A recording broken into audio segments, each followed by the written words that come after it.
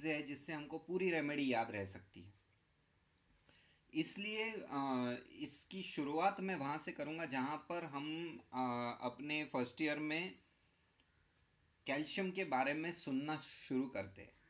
हालांकि Calcarea carb मतलब calcium carbonate, वो कार्बन का भी एलिमेंट बहुत इम्पॉर्टेंट है, लेकिन कैल्शियम से शुरुआत करते हैं हम। तो कैल्शियम का अपने बॉडी में फंक्शंस क्या है, यहाँ से अगर देखते हैं तो हम जानेंगे कि कैल्शियम के फंक्शंस तो बहुत जगह पे है। सोडियम, कैल्शियम, पोटेशियम, ये तीन चीज़ें ऐसी है जो जो हर जगह काम कर रही है अपनी बॉडी में। तो कैल्शियम का कहाँ कहाँ है? कैल्शियम का पहली सबसे इम्पॉर्टेंट चीज़ है कि ये बोन को फॉर्म करता है। अब बोन जब फॉर्म करता है तो वो हमारा ढांचा है, स्केलेटन है, और ये इस ढांचे के ऊपर हम खड़े हुए हैं। मतलब पूरा का पूरा अपना स्ट्रक्चर जो है, अपना बॉडी का आ, ढांचा ही बोलेंगे, जो खड़े रहते हैं, रह पाते हैं हम, या किसी स्पेसिफिक फॉर्म में रह पाते हैं, वो इस कैल्शियम की वजह से है। अपना पूरा स्ट्रक्चर इस वजह से है। तो आपको ये ख्याल करना चाहिए कि जैसे हमारा बोन्स अपने शेप के लिए सबसे इम्पोर्टेंट है, अगर किसी के बोन्स वीक है, बार बार फ्रैक्चर हो रहा है, तो उसका तो हमारी नज़रों के सामने भी वो जो छवि आती है वो फ्रैक्चर के साथ ही आती है। उसका हाथ यूं ही दिखता है हमको। तो आ, ये छवि जो तैयार होती है, उससे कनेक्शन है इस स्ट्रक्चर का, और ये स्ट्रक्चर अपने खुद के लिए बहुत इम्पोर्टेंट होता है। तो हमारा स्ट्रेंथ पूरा इस स्ट्रक्चर के ऊपर डिपेंड करने वाला है। ये पहला फंक्शन है। दूसरा है कि हम हमारा जो मसल्स है, हम अगर एक अपने मस्कुलोस्केलेटल सिस्टम को देखें तो इस मस्कुलोस्केलेटल सिस्टम में स्केलेटन तो है ही, मसल्स में भी इसका बहुत इम्पोर्टेंट रोल है। और मसल्स के कॉन्ट्रैक्शन में अगर रोल है तो हम देखेंगे कि जिस जिस पर्सन में कैल्शियम की कमी है उसमें क्रैम्प्स आने का की तादाद ज़्यादा होती है, चांसेस ज़्यादा होते हैं। तो या अगर हम किसी और तरीके से इसको देखें, उसको मतलब बहुत ढीलापन आ जाता है ऐसे आदमी में। या तो ये एंड होता है या ये दूसरा एंड होता है, एक्सट्रीम होता है। मस्कुलर स्ट्रेंथ के लिए, मस्कुलर कॉन्ट्रैक्शन के लिए कैल्शियम बहुत ज़रूरी है फिजियोलॉजिकली। और अगर हम कैलकेरिया का पेशेंट देखें तो या तो बहुत ढीला ढाला होता है या उसको क्रैम्प्स आते रहते हैं। तीसरा अगर फंक्शन देखें तो ये नर्व्स में बहुत इम्पॉर्टेंट है। नर्व्स में जब एंड टू एंड साइनेप्स जिसको हम कहते हैं, जॉइंट जिसको कहते हैं, वहाँ पर जब इम्पल्स को आगे जाना होता है तब कैल्शियम का रोल बहुत इम्पॉर्टेंट है।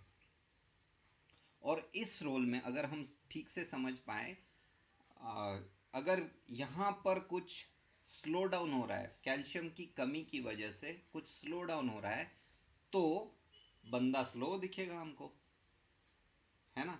जैसे कि उसको मतलब उसके रिफ्लेक्सेस स्लो दिखेंगे, फिजियोलॉजिकल रिफ्लेक्सेस। और जब हम कॉन्स्टिट्यूशन देखते हैं तो कैल्शियम वाले बंदे सारे ही, मतलब कैलकेरिया कार्ब वाले लोग बहुत स्लो होते हैं। उनको कुछ भी काम फटाफट करना पॉसिबल ही नहीं होता है, उनका बॉडी ही उतना तेज नहीं है।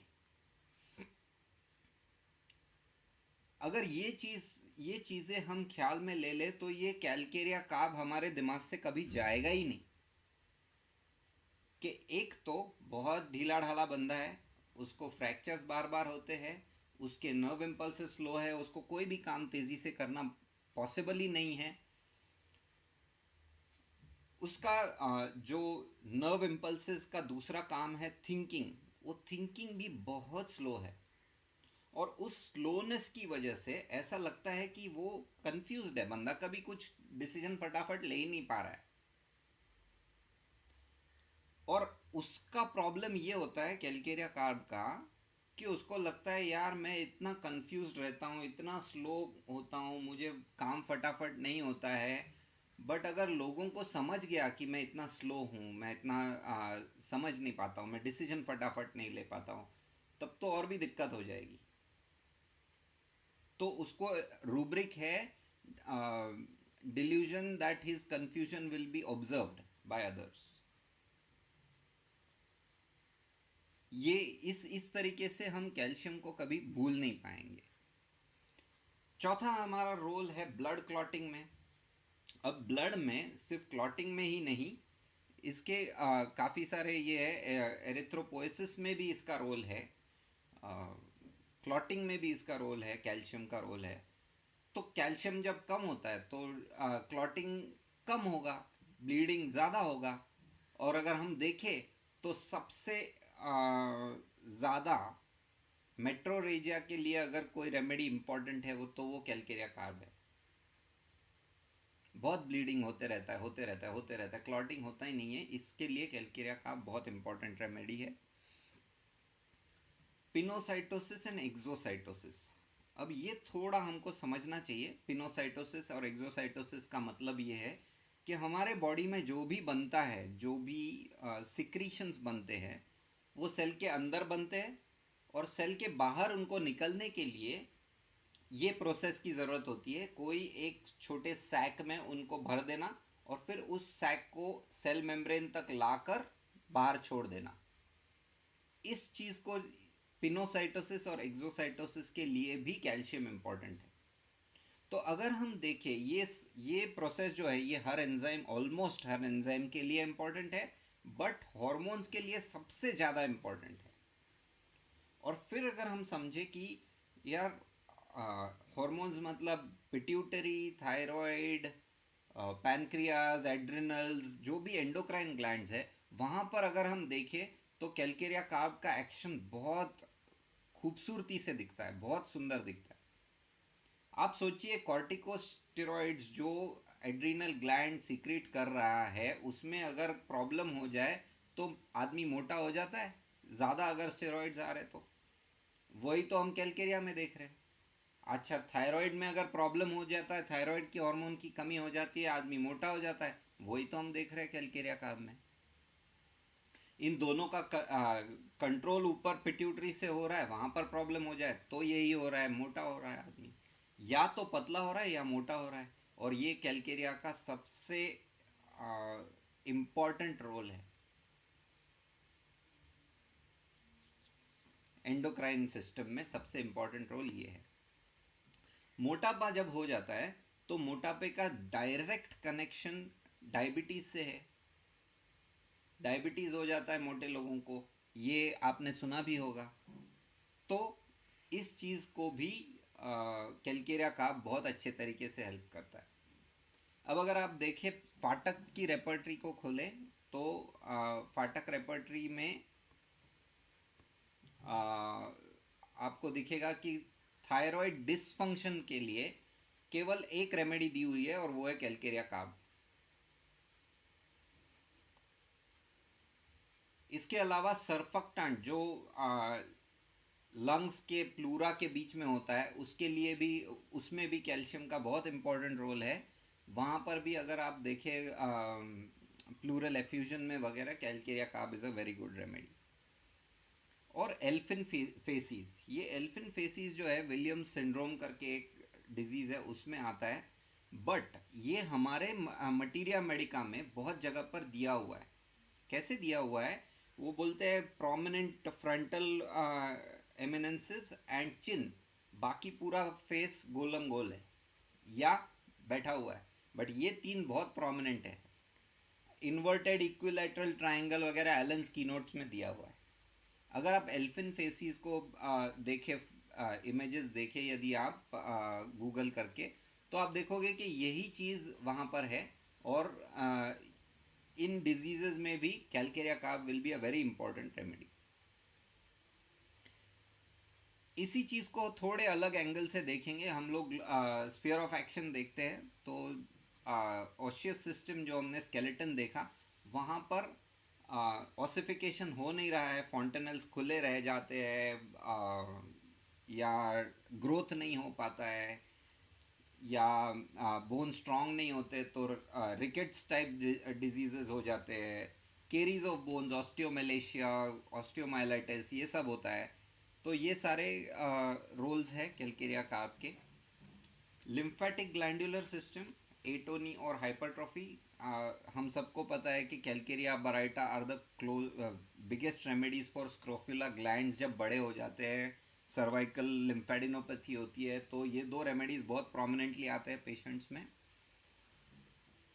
स्किन पेल फ्लैबी एटोनिक, जो मैं कह रहा था कि टोन नहीं होता है, मसल्स में टोन नहीं होता है, वैसे स्किन में भी टोन नहीं होता है, स्किन एकदम लटकते रहती है। ये कैलकेरिया का ये है। स्पेशली अगर आप देखो, मोटे लोग जब पतले हो जाते तो उनमें ये बहुत क्लियरली दिखता है, बहुत दिनों तक दिखते रहता है। जब वेट कंट्रोल या वेट लॉस के काफ़ी सारे मेथड्स यूज़ करके अगर कोई कैलकेरिया पतली हो जाती है, पतला हो जाता है, तो ये हमको बहुत क्लियरली दिखता है। म्यूकस मेम्ब्रेन्स, कटारल म्यूकोरिया, और जैसे मैंने कहा ब्लड में केवल क्लॉटिंग में नहीं, एरिथ्रोपोइसिस में भी इसका रोल है। तो अनीमिया, हाइड्रीमिया, ये सारे इसके नोन सिम्टम्स है। अब यदि आप देखते हैं हाइड्रीमिया, वाटर इंक्रीज का मतलब क्या है कि जब ब्लड में बढ़ जाएगा तो ऑब्वियसली उसका सूजन में, स्वेलिंग में या एडिमा में रूपांतर हो जाएगा। जब ये वाटर रिटेंशन हो जाता है तो ऑब्वियसली जो फैट की वजह से मोटा है वो और भी मोटा दिखने लग जाता है। Water retention is one of the main chunks of your weight. Weight अगर किसी का बढ़ा हुआ है तो वाटर रिटेंशन, पानी को सोके रखने से, शरीर में रोके रखने से उसका वेट और ज़्यादा बढ़ा हुआ होता है।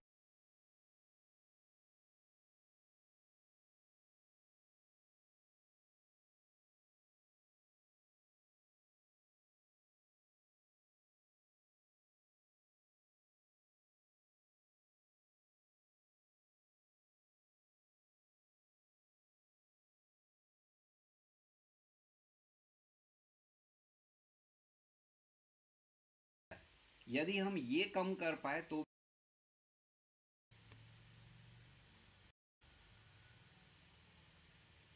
हाँ जी। सो किसी वजह से कनेक्शन गया था। अब हम देखें कि स्क्रोफुला ट्यूबरकुलोसिस,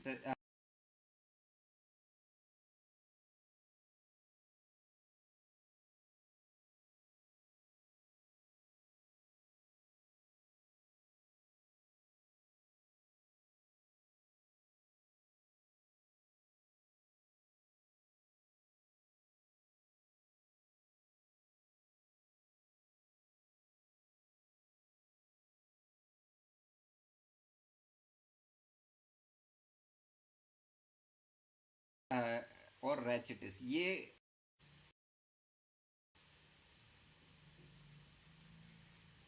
स्क्रोफुलस टेंडेंसी क्या है ऐसे लगता है।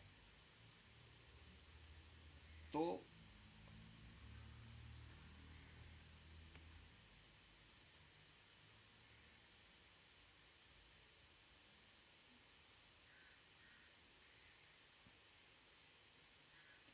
स्क्रोफुलस टेंडेंसी ये रही, और ये रहा रिकेट्स।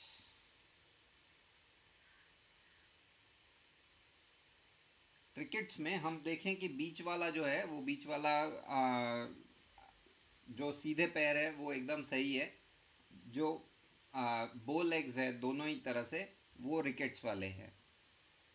और ये हमको मटीरिया मेडिका से भी पता है, इसमें कुछ नया नहीं हम देख रहे। बट ये चीज़ें अगर हम जनरलिटीज़ के टर्म्स में देखें तो हम देखते हैं कि ट्रेमलिंग्स, कन्वर्जन्स, ये उसका एक मेन स्फीयर ऑफ एक्शन है। जो हमने देखा कि मस्कुलोस्केलेटल सिस्टम में हमने देखा कि कंट्रोल कर पाना या नहीं हो पाना, ये उसका एक्शन है कैलकेरिया कार्प का। उसमें ये कन्वर्जन और ट्रेम्बलिंग्स में हाथ पे कंट्रोल नहीं रह रहा है तो ट्रेम्बल हो रहा है। और अगर वही कंट्रोल यहाँ से छूट रहा है तो कन्वर्जन आ रहे हैं। अगर वो कंट्रोल ज़्यादा हो रहा है तो क्रैम्प्स आ रहे हैं। और इन सब की वजह से अगर हम देखें कि स्ट्रक्चर में ताकत नहीं है, मसल्स में ताकत नहीं है, तो बहुत फटीग आ रहा है, थकान आ रही है।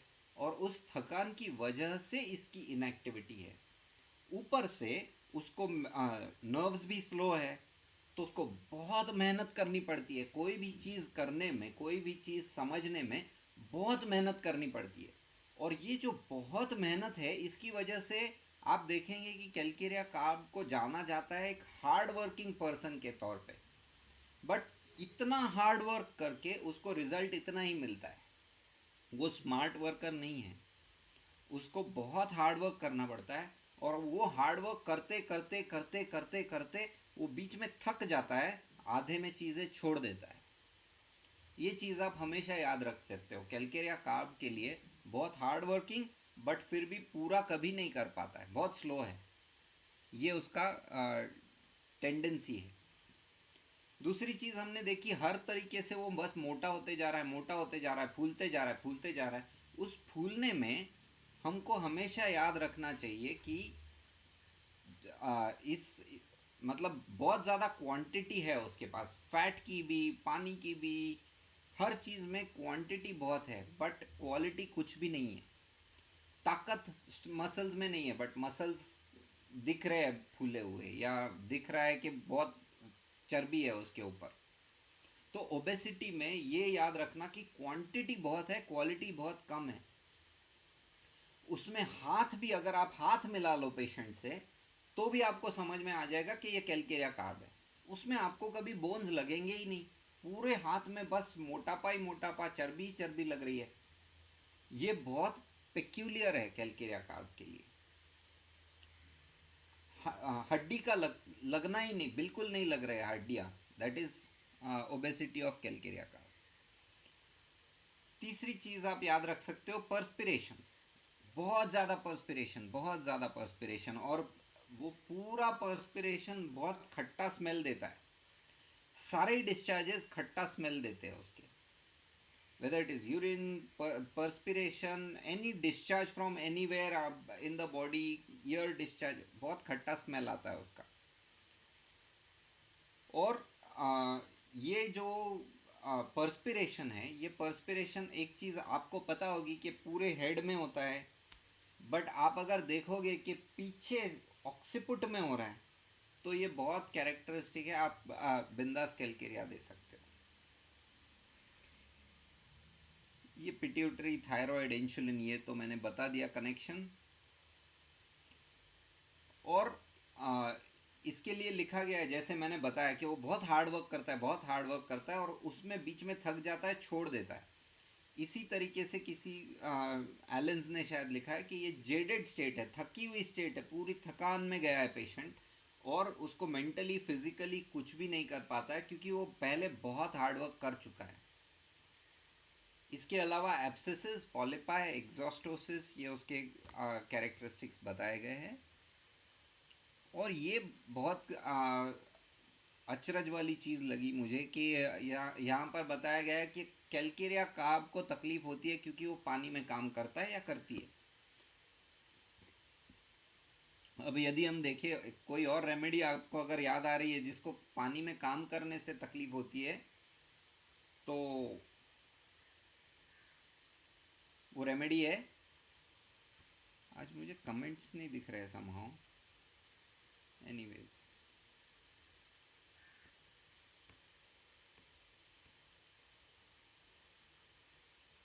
ओके, सो पानी में काम करने से तकलीफ होने वाली रेमेडी है सेपिया।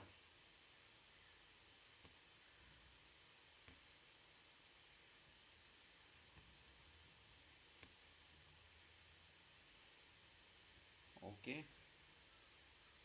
कैलकेरिया कार्ब हम देखते हैं बच्चों में बहुत कॉमनली दिखाया जाता है। कैलकेरिया कार्ब बहुत मोटा बच्चा होता है, ये हमेशा हमको बताया गया है कि एकदम फ्लफी फ्लफी बच्चा, एकदम स्वीट स्वीट बच्चा। बट अगर हम डनहैम पढ़े तो डनहैम में उसने केस दिया हुआ है कि सबसे पतला जो बच्चा उसने कभी देखा है, वो बच्चा उसने देखा था, उसको 8 साल से डायरिया की तकलीफ थी। और 8 साल के डायरिया में वो इतना पतला हो गया था कि ऐसे करो तो हाथ पूरा यहाँ से, ये उंगलियां ऐसे ये हो जाती थी 10 साल के बच्चे में। तो वो बच्चे को बहुत सारी रेमेडीज दी गई थी, उसमें आर्सेनिक भी दिया गया था और आर्सेनिक को बहुत क्लोजली रिजेंबल कर रहा था वो केस। बट आर्सेनिक से हेल्प नहीं हुआ। तो जिस होम्योपैथ ने आर्सेनिक दिया था उसको तो बहुत सरप्राइज हुआ कि यार इसको आर्सेनिक से फर्क कैसे नहीं हुआ।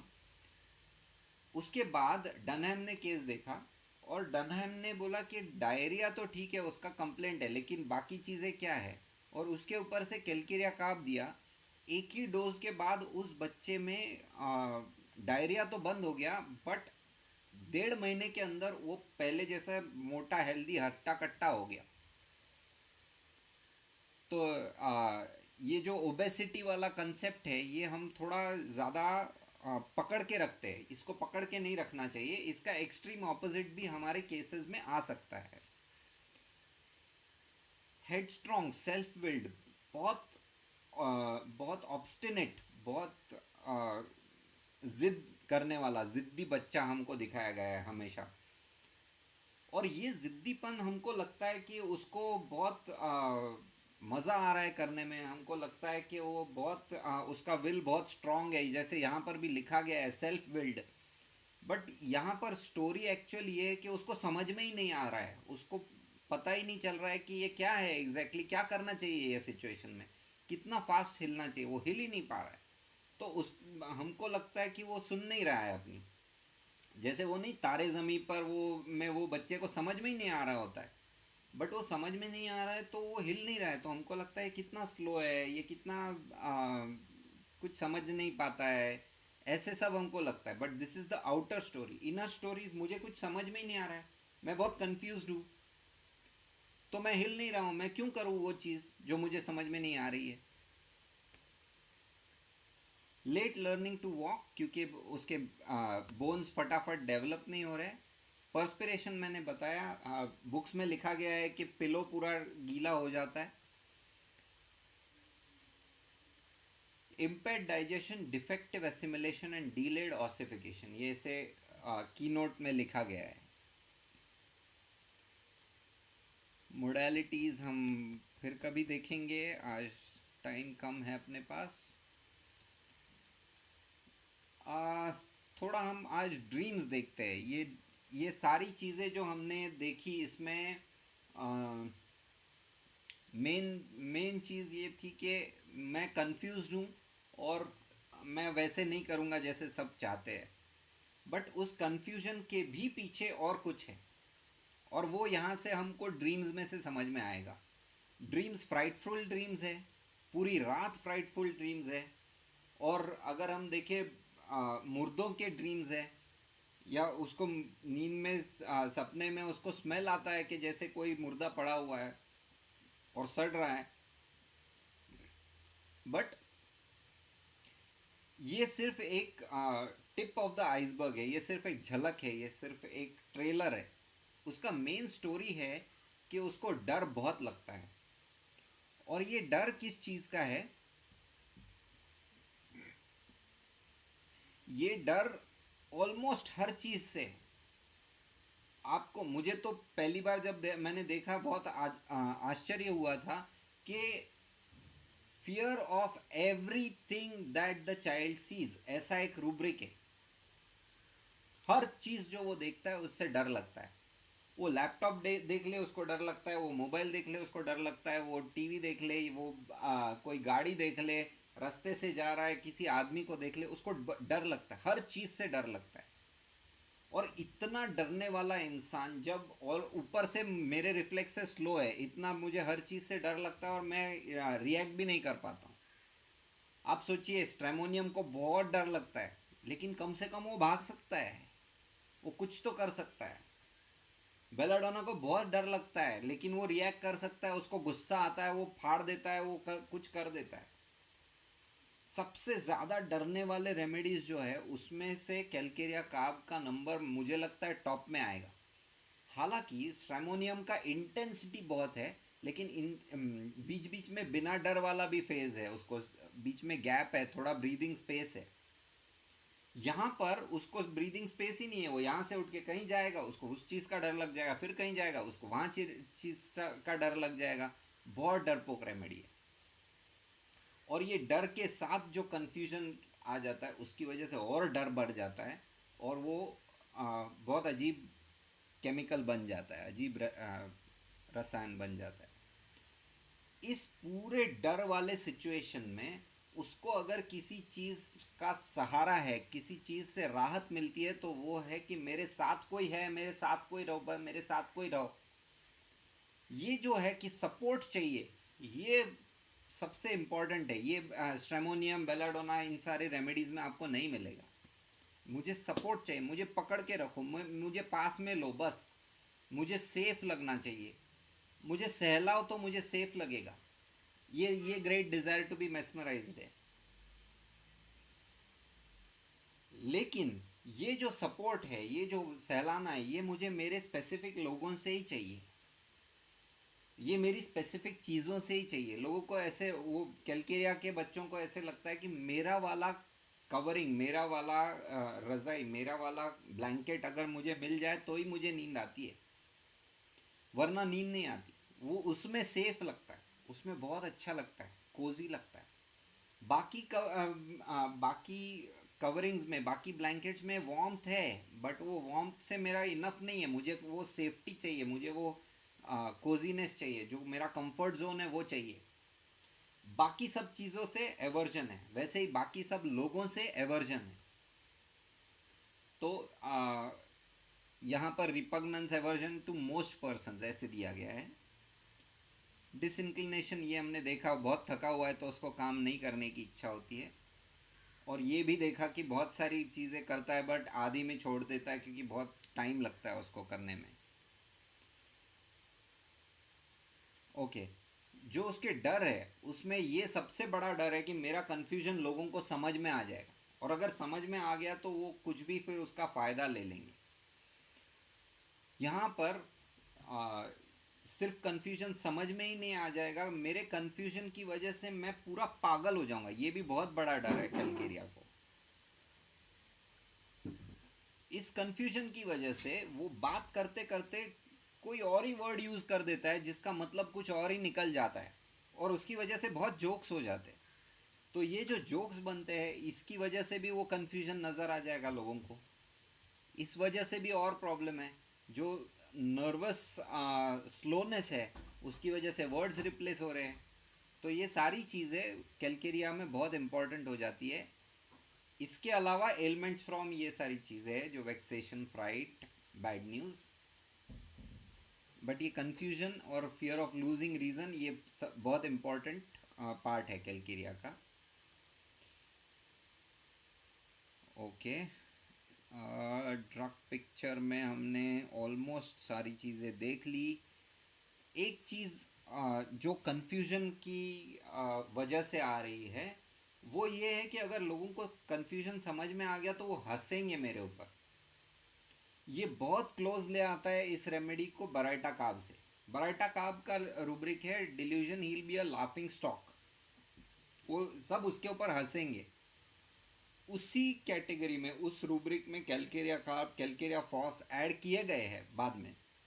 ओरिजिनली सिर्फ बराइटा कार्ब सिंगल रेमेडी था। तो कैलकेरिया में भी ये बहुत इंपॉर्टेंट चीज़ है कि लोग हंसेंगे मेरे ऊपर। ओके, ये सारी चीज़ें हमने ऑलरेडी देख ली है।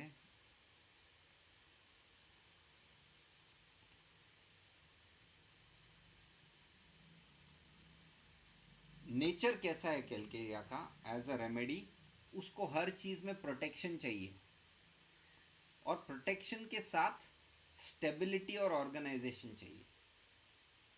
मुझे इनस्टेबल चीज़ों में बहुत डर लगता है, इनसिक्योर लगता है, मुझे नहीं, उसमें अच्छा नहीं लगता है। मुझे सिर्फ स्टेबिलिटी चाहिए और प्रोटेक्शन चाहिए। मुझे आप सेव कर लो किसी भी चीज़ से तो मैं हैप्पी हूँ।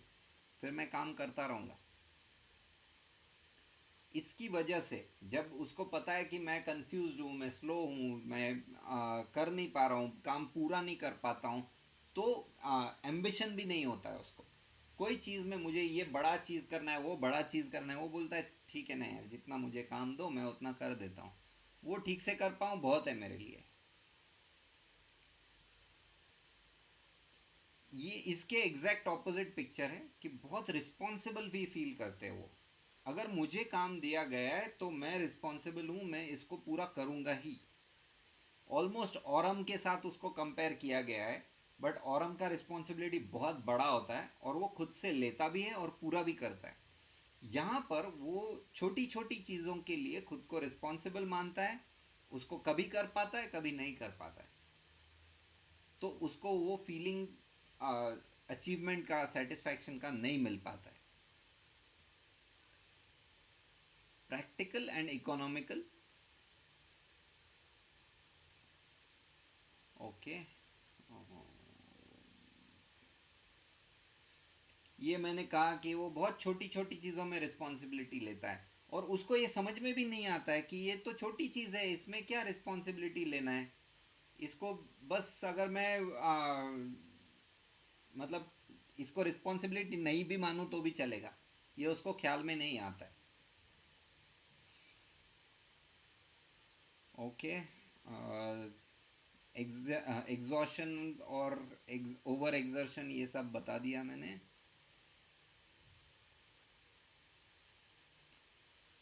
इसी चीज़ को हम अगर अलग एंगल से देखें, अलग तरीके से देखें, तो ये पीरियोडिक टेबल है जो मैंने सामने आपके रखा है, और अगर आप देखो तो यहाँ पर आपको कैल्शियम दिखेगा। ये फोर्थ रो का और सेकेंड कॉलम का इंटरसेक्शन है। फोर्थ रो में सेकेंड कॉलम में कैल्शियम आता है। कैल्शियम का मुझे एक खूबी लगता है कि जिस भी एलिमेंट के साथ उसको जोड़ा जाता है वो उसका उस चीज़ के कैरेक्टरिस्टिक को बड़ा करके, मैग्नीफाई करके दिखाता है। जैसे कि कैलकेरिया कार्ब में मैं कंफ्यूज्ड हूँ, ये बहुत बड़ा दिख रहा है। मेरा रीज़न, मेरा सैनिटी मैं मतलब खो दूंगा, ये बहुत बड़ा डर है। बट ये ओरिजिनली कंफ्यूजन ये कार्बन का थीम है, तो कैल्शियम ने उसको बड़ा कर दिया। अगर हम कैलकेरिया सल्फ देखें तो सल्फर, मैं बहुत भारी, मैं बहुत बड़ा, मैं किंग, मैं ये मैं वो, मैं बहुत है सल्फर को। कैलकेरिया सल्फ देखे उसमें ये और भी बड़ा है, बट कैल्शियम के स्लोनेस की वजह से वो उतना कर नहीं पाता है, उतना आ, अपने मुंह मियाँ मिट्ठू कर नहीं पाता है वो। बट उसको इच्छा ये होती है कि बाकी लोगों ने मुझे अप्रिशिएट करना चाहिए, बाकी लोगों ने मुझे अच्छा बोलना चाहिए। ये कैलकेरिया सल्फ है और ये बहुत स्लो है। अब उसी कैलकेरिया सल्फ को अगर बहुत गर्म किया जाए और फिर ठंडा होने दिया जाए तो उसका बन जाता है हिपर सल्फ। बट उस पूरे हीट को सोख लेने की वजह से वो बहुत तेज हो जाता है। कैलकेरिया सल्फ एकदम स्लो है और उसको अप्रिसिएशन की बहुत चाहत है। वैसे हिपार सल्फ को भी अप्रिसिएशन की बहुत चाहत है, लेकिन इतना हीट एब्जॉर्ब कर लेने के बाद एक तो वो बहुत तेज हो गया है, बहुत इम्पल्सिव हो गया है, और दूसरी चीज बहुत डिस्ट्रक्टिव हो गया है। तो सेम कैलकेरिया सल्फ यहाँ पर आके पूरा सिफिलिटिक बन जाता है हिपार सल्फ में, और बहुत चिली बन जाता है। कैलकेरिया सल्फ बहुत हॉट रेमेडी है। तो जिसकी जिस चीज़ के साथ उसको जोड़ दिया जाए वो उसके कैरेक्टर को बड़ा करके दिखाता है। कैल्शियम, आप देखिए कैलकेरिया फ्लूर, अगर फ्लूरिक एसिड देखोगे तो उसमें बहुत एंजॉयमेंट है, बहुत पैसा है, बहुत मतलब वाइन, वेल्थ, विमेन सब है। अब यही चीज़ जब कैलकेरिया फ्लूर में आके देखो तो उसको सब कुछ जमा करना है, बहुत बना, बड़ा बड़ा बड़ा सब बनाना है। मेरा प्रॉपर्टी बहुत बड़ा होना चाहिए, मेरे पास I should enjoy many women, बहुत सारे होने चाहिए, बहुत सारा ये होना चाहिए, बहुत सारा, उसको बड़ा कर देता है कैलकेरिया। और इस मुझे बहुत बड़ा करना है की वजह से मुझे मैं कहीं रास्ते पे ना आ जाऊं, मैं सब खो ना दूं, ये उसको बहुत डर रहता है। कैलकेरिया फ्लूर ऐसा बन जाता है। सो कैल्शियम हर चीज़ को बड़ा करके दिखाता है, मैग्नीफाई करके दिखाता है। अब इस डायग्राम पे वापस आ जाते हैं।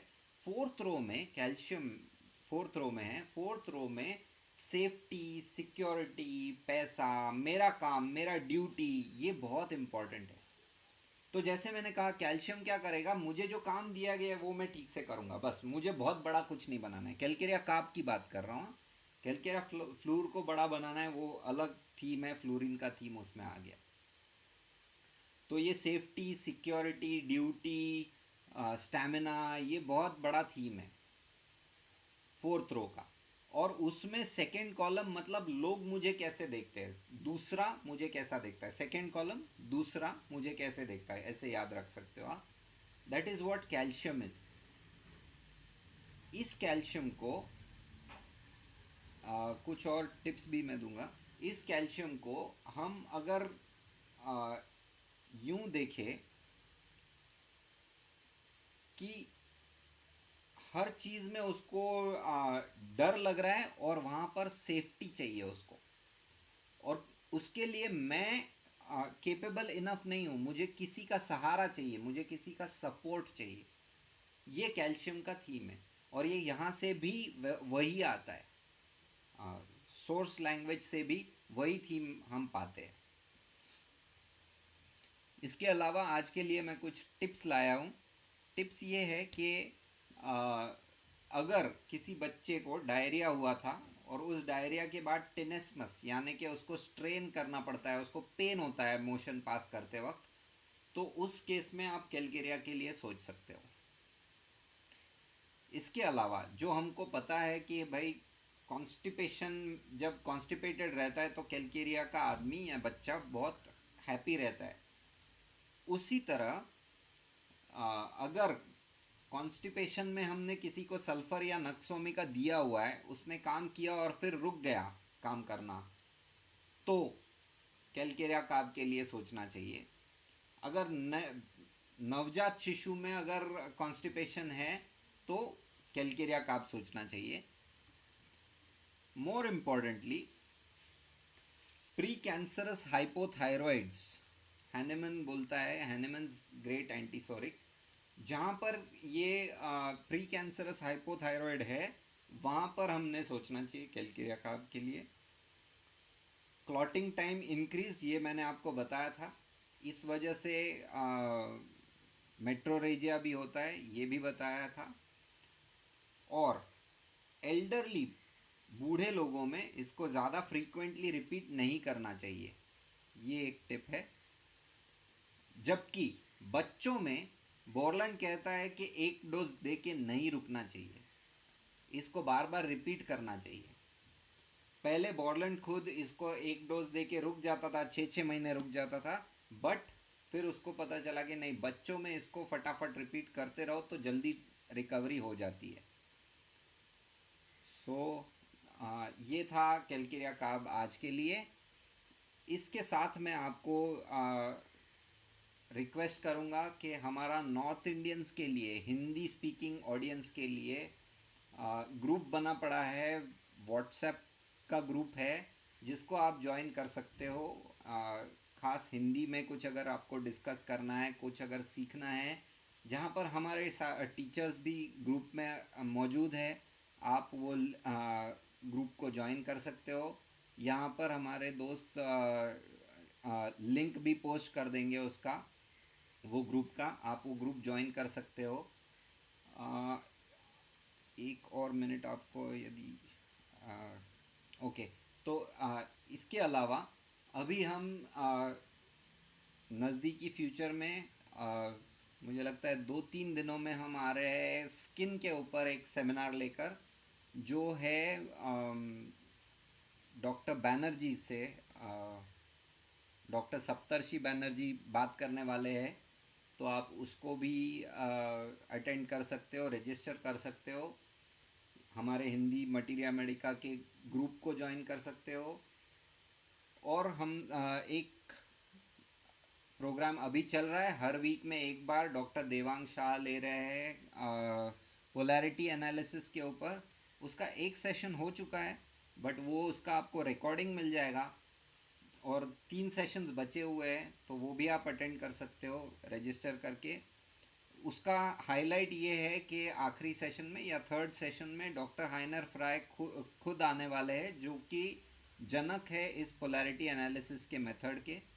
और ये पोलैरिटी एनालिसिस बहुत सिंपल मेथड है, इसको ऑनलाइन फ्री सॉफ्टवेयर अवेलेबल है, उसमें आपको मोडेलिटीज़ और सब चीज़ें डालनी है, फीड करनी है, और जो रेमेडीज़ आ रही है उसके हिसाब से सोच के आपको एक दो रेमेडीज़ आ जाती है और वहाँ से आपको रेमेडी देनी है। तो ये दो चीज़ें अभी रजिस्टर करके होने वाली चीज़ें मैंने आपको बताई, और एक हिंदी मटीरिया मेडिका जो कि चलने वाला है आप सभी के लिए हमारी ओर से, और आप उस ग्रुप में भी ज्वाइन कर सकते हो। Thank you.